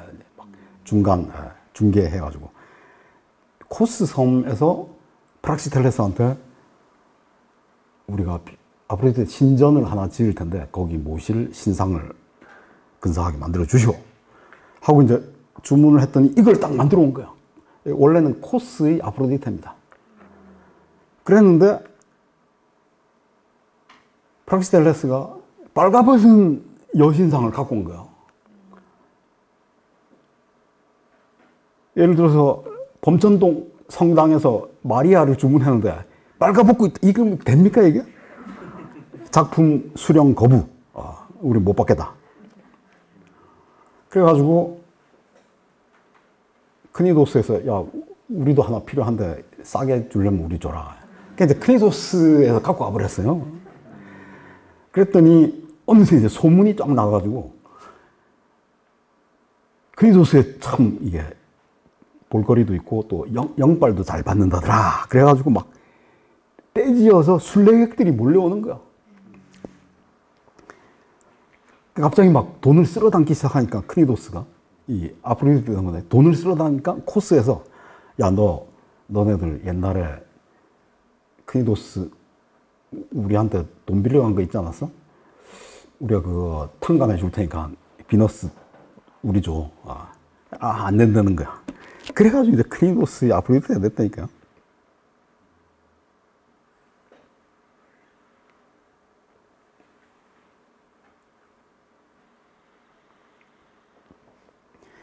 안 팔았대요. 못 준다. 그래서 크니도스의 아프로디테 무수한 카피들이 제작이 됐고요. 다 크니도스입니다. 프락시텔레스는 이 작품을 제작할 때 프리네를 모델로 했다고 하는데요. 너무 예뻤다는 거야. 그리고 보티첼리 비너스, 그 비너스가 원래는 아펠레스의 비너스를 뺏긴 건데 이 아펠레스도 역시 프리네라는 그 당시 헤타이라 창녀를 모델로 해서 그림을 그렸다고 하죠. 그죠?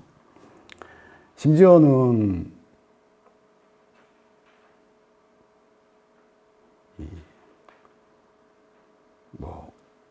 죄를 지었는데도 이제 무죄라, 이쁘니까 무죄다, 미녀는 무죄다, 뭐 그 얘기를 하다가. 그러니까 제삿날인데 바다에서 이제 옷을 벗고 목욕을 하고 있는 거예요. 야, 이건 신성모독이 아니냐. 그런데 재판을 걸었는데 이래도 신성모독이냐 하고 가슴을 딱 보여줬더니 당신은 무죄다. 딱 그랬다는 거예요. 크니도스 여기 서 있었고요. 주화로도 제작이 됐고 유형들이 남아 있습니다. 이것만 만들면 이제 팔리는 거예요. 까빌로노의 비너스 역시 크니도스 유형을 따라한 거고요. 이거를 보고 보티첼리가 비너스를 이제 그렸는데, 여기 지금 두 가지 주장이 있습니다. 하나는 이 로마 카피톨리노 박물관에 있는 카피톨리노 비너스를 보고, 그때 이제 보티첼리가 시스티나 벽화, 천장화 말고 이제 밑에 벽화 작업을 할 때 로마에 체류를 했었거든요. 그때 이걸 보고 뺏겼다. 그런 주장이 있고, 또 하나는 우피치에 있는 메디치 비너스도 역시 같은 유형이에요. 그거를 보고 뺏기지 않았을까 하는 두 가지 주장이 있습니다. 저는 로마에서 시기적으로 봤다고 해요. 크니도스 비너스, 카피톨리노의 비너스, 같은 크니도스 유형입니다. 헤어스타일, 엉덩이. 엉덩이가 딱 붙어 있어요. 송곳 하나 들어갈 틈이 없습니다. 왜냐하면 지금 환한 표정으로 옆을 보고 있잖아요. 그러면서 자신의 부끄러운 곳을 가리고 있죠. 옆에서 이제 뿌시럭 소리가 난 거예요. 사티로스가 덤불 속에 숨어서 스토킹을 하는 거예요. 야, 너 누구니? 하면서 이제 얼른 이 가슴과 하체를 이제 가리면서 벌떡 일어났는데 엉덩이를 딱 붙인 거예요. 그죠? 긴장한 겁니다. 제가 찍은 사진이고요. 자, 이것은 델로스 섬에 있던 그 백군들의 선술집에서 나온 아브리테 상입니다. 아브리테가 목욕하려고 이제 쪼그리고 있는데 덤불 속에서 부스럭거리던 사티로스가 튀어나왔어요. 그래서 깜짝 놀라서 이제 벌떡 일어난 거예요. 왜냐하면 지금 이게 부러졌지만 원래는 이제 안 부러져 있었단 말이에요. 그러니까 깜짝 놀라서 이제 벌떡 일어나고 일단 방어선을 구축을 한 거예요. 그죠? 근데 이놈이 포기를 하지 않고 이 팔을 걷어내려고 지금 팔뚝에 힘 들어간 거 보세요. 막 실랭이를 하고 있으니까 아브리테가 스레바로 따기를, 에로스가 또 자기 스레바 가지고 또 때리고, 지금 이제 서로 실랭이를 하는데 세게 맞아가지고 지금 발이 휘청하고 있죠. 그죠? 휘청하고 있습니다. 이런 장면인데요. 그런데 이 아프로디테가 별로 화가 난 표정이 아니고 왜 생글생글 웃고 있느냐. 그리고 우리가 그리스 조각사를 다 통틀어 봐도 아프로디테가 이제 제일 예쁜 여자잖아요. 판은 제일 못난 놈이란 말이야. 괴물이란 말이야. 근데 아프로디테와 판이 서로 밀당을, 이런 주제는 지금까지 없었던 거예요. 헬레니즘 시대에 많은 주제들이 새로 발명이 됩니다. 그 중에 하나요. 미와 추가 서로 격돌을 하는 장면입니다. 팔뚝이고요.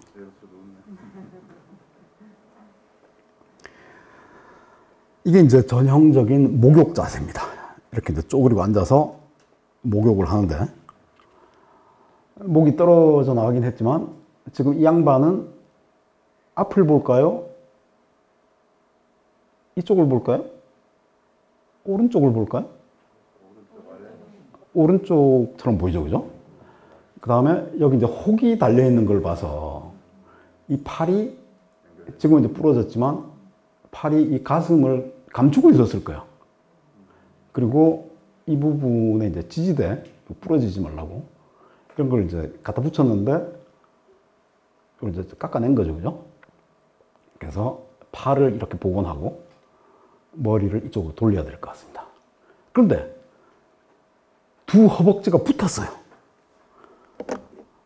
이거는 곤란한 자세란 말이죠. 우리가 쪼그려 앉아서 목욕할 때 두 다리를 어느 정도 벌려줘야지 안정적으로 쪼그리고 있을 수 있습니다.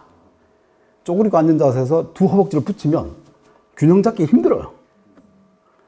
근데 왜 붙이고 있죠? 뒤에 이제 에로스가 서 있다가 엄마를 탁 칩니다. 엄마! 저기 누가 부스럭거려. 어머! 이러면서 허벅지 딱 붙이고 얼른 이 방어 자세를 취하고 있죠. 어깨 이렇게 구부정하게. 엄마! 지금 누구 있어? 예, 루블 버전입니다. 이게 이제 비티니아 도이달사스의 아프리디스인데요. 쪼그리고 앉은 이 자세 뭐 100점이 넘고요. 루벤스 또 교묘하게 뺏겨가지고 이것도 또 여기서 뺏겼죠, 그죠? 얘도 뺏기고 루벤스가 이런 걸 잘 뺏겨요. 8년을 이탈리아에서 이걸 뺏겼어요. 그래서 안트베르펜 가서 많이 재활용을 했죠. 전부 도이달사스 유형이고요. 밀로의 비너스 높이 2m입니다. 파로스 대리석 되게 비싼 거예요. 만지면 뽀드득 소리가 납니다. 밀로스 섬 펠로폰네소스 전쟁 때 중립을 선언했다가 밀로스의 모든 남자들을 다 죽여버렸죠. 그죠? 여자들은 다 노예로 끌고 가고. 그러니까 힘이 없는 나라는 함부로 중립을 하면 안 돼요. 그 극장터 폐허에서 나오는데요. 우리가 EBS 이런 걸 보면 8등신이다 뭐 이런 얘기를 하는데 이건 다 거짓말입니다. 왜냐면 머리 턱끝서부터 정수리까지의 머리 길이를 기준으로 해서 7등신, 8등신, 뭐 9등신 그거는 1435년 이후의 일이에요. 15세기 이후입니다. 고대의 인체 비례는 발바닥 기준이에요. 발바닥. 그리고 15세기에 발바닥을 계속 기준으로 삼다가 알베르티가 처음으로 근데 내가 사람들을 많이 실측을 해봤더니 같은 사람 발바닥 길이하고 머리 세로 길이가 거의 비슷하더라. 발바닥보다는 인체의 가장 고귀한 부분, 머리를 앞으로 우리 인체 비례의 기준으로 삼읍시다 라고 제안을 합니다. 그러고 나서 100년 동안 엎치락뒤치락 했어요. 이것도 쓰고 저것도 쓰고 심지어는 턱끝부터 정수리까지 머리 길이를 기준으로 하는 사람이 있는가 하면 턱끝부터 이마선까지를 기준으로 해서 8등신인 경우에 이마선까지 기준으로 하면 10등신이 됩니다. 그렇게 이제 또 책도 쓰고 찍어내고 막 그랬단 말이에요. 100년 동안 엎치락뒤치락 했어요. 그러고 나서 16세기부터야 머리 기준 인체 비례가 굳어집니다. 근데 기원전 2세기 밀로의 비너스를 머리 기준, 이건 안 될 말이죠, 그죠? 상하 두 토막으로 제작이 됐고요. 그러니까 이제 재활용인데 수요가 많아서 아마 들보 머리를 깎아서 쓰고 그랬을 거예요.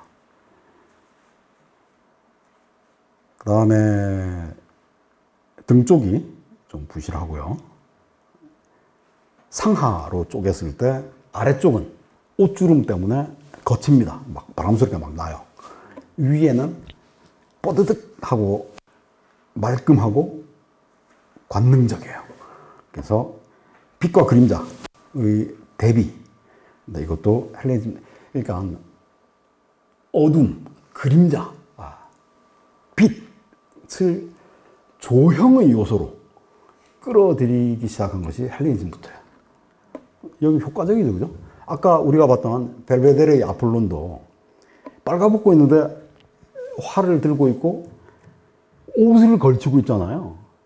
알몸인데 망토를 이렇게 배경으로 깔고 있어요. 그 망토의 그림자 때문에 주름 때문에 알몸이 더 빛나 보입니다. 곰브리치 서양 유사에도 이 작품이 나오는데요. 곰브리치는 이렇게 얘기해요. 밀로의 비너스는 옆으로 볼 수 있도록 만들어졌다. 이게 주시점이란 거야. 이게 주시점이다. 이게 정면 시점이란 거야. 측면 시점이 주시점이다. 아닙니다. 이 작품은 극장에서 발굴이 되는데요. 극장의 여기저기 건축물에 부속된 장식 조각으로 벽감 속에 우묵벽 안에 전시가 됐고, 어떤 식으로 복원하든지 간에 측면 시점이 주시점은 아니에요. 그래서 이 고전적인 프로필을 강조하기 위해서 그렇게 얘기한 모양인데, 왼쪽이 주시점입니다. 왼팔은 따로 만들어서 갖다 붙였는데요. 이 석재를 아끼기 위해서 따로 만들어 붙였고요. 구멍은 뭐냐? 이건 팔찌입니다. 금속재 팔찌를 폐용했던 흔적입니다. 예전에 데스몬드 라이먼디 이 털없는 원숭이라는 책을 봤더니 이게 이제 이것도 저질이라는 거야. 이것도 저지고 이것도 저진데 이것도 저지라는 거야. 쓰리젖. 속에 유선이 분포되어 있다는 거야. 200명 중에 1명 꼴로 쓰리젖이 있는데 밀로의 비너스가 바로 그런 거짓말입니다.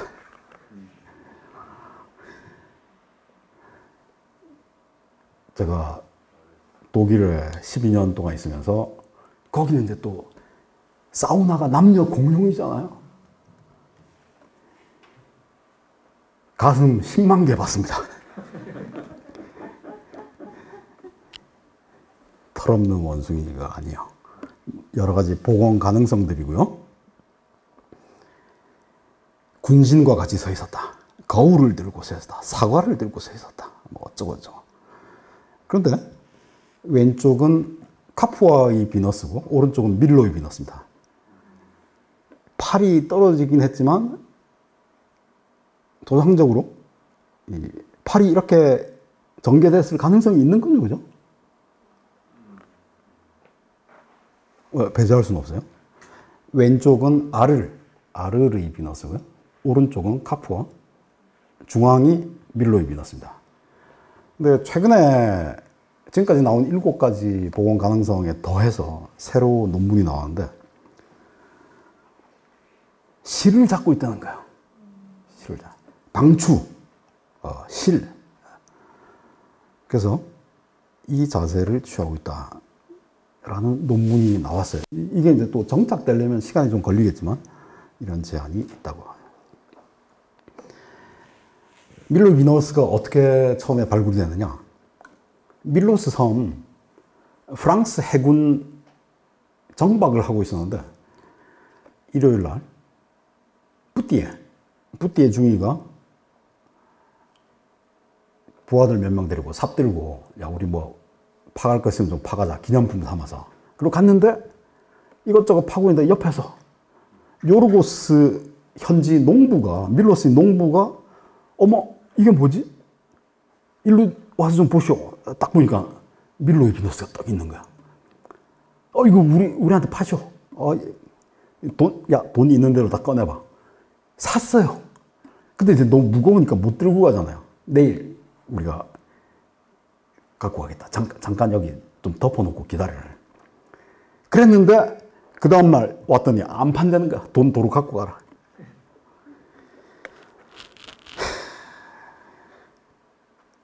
그래서 이제 우여곡절 끝에 근데 그 농부 첫 발견자 농부가 양반이 터키 파샤한테 이거를 팔아버렸어요. 돈 받고.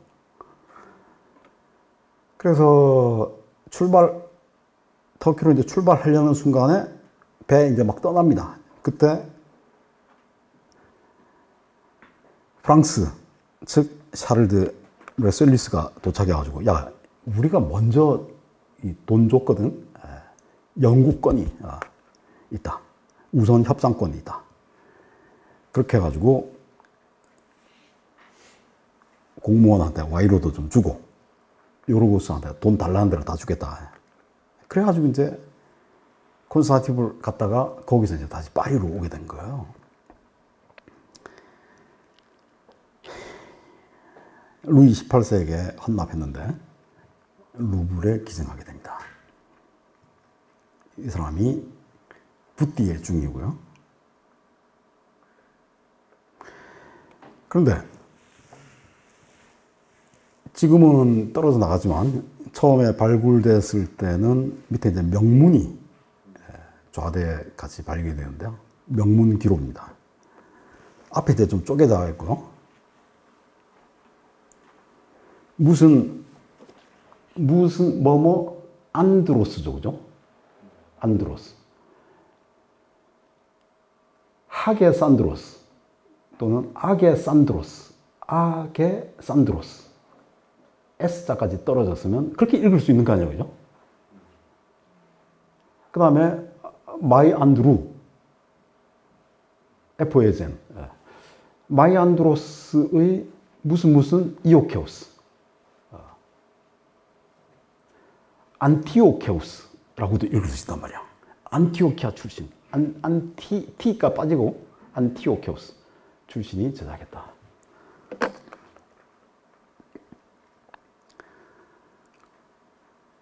근데 이 사람은 다른 조각은 남아있지는 않고요. 무슨 문제, 밀로의 비너스에 얽힌 문제들입니다.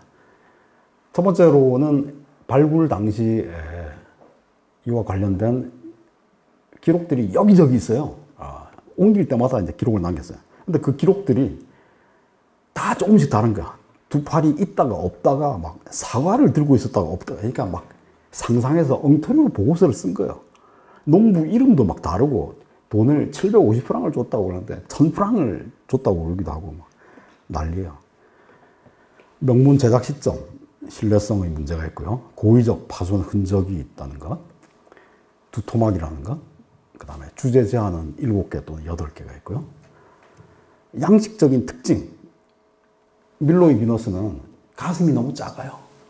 엉덩이가 너무 큽니다. 이게 어린 소녀의 상체와 아줌마의 하체, 풍만한 하체, 이제 막 피어나는 이 상체. 이게 헬레니즘 취향이에요. 헬레니즘 취향입니다. 그 다음에 채색 흔적과 금속 장식들, 머리에도 구멍이 있고요. 팔에도 구멍이 있고, 그 다음에 배를 가로질러서 띠를 했을 가능성도 있습니다. 자, 등등이 있습니다. 밀로스 섬 이렇게 생겼고요. 여기에서 발굴돼서 이 언덕에서 발굴된 거예요. 그래서 이게 이제 그 이후에 2차 지진이 일어나가지고 극장터는 다시 또 매몰돼 버렸어요. 그래서 지금 이제 원래 처음에 발굴했을 때 상태와는 오늘날 가보면 전혀 다른 상황이 됩니다. 그 부분이 이제 너무 크게 무너져서 이 엄두를 못 내고 있죠. 그렇게 됐습니다. 밀로의 비너스. 우리가 고고학계에서는 이렇게 얘기합니다. 그 좋은 작품 아니다. 유명한 작품도 아니고 작가 이름도 모른다. 그런데 루브르 박물관의 자랑으로 내세우고 있다. 우리가 고고학에서 이름이 알려진 그리고 작품들이 남아있는 많은 리스트가 있잖아요. 걸작들의 리스트가 있습니다.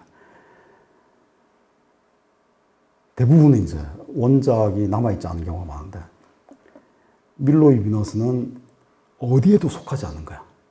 맨 꼬랑지 자리에도 못 들어갑니다. 그러니까 헬레니즘 시대 때 무수히 만들어졌던 이 오지에 변두리 극장에 서 있었던 지역 작가, 이름 없는 지역 작가의 한 작품. 그나마 상체 하체가 재활용이 돼서 쪼개져서 만들어진, 팔도 따로 갖다 붙이고. 미스테리예요. 지금까지 미스테리입니다. 어지간한 작가들은 어딘가 문헌에 나오거든요. 안 나와요. 그래서 우리가 지금 가지고 있는 고대 그리스의 유물이 한 1% 안팎이라고 그런단 말이에요. 그러니까 한때 만점이 존재했다면 지금 가지고 있는 우리가 100점밖에 안 돼요. 근데 100점조차도 부스러기 파편들이 대부분이에요.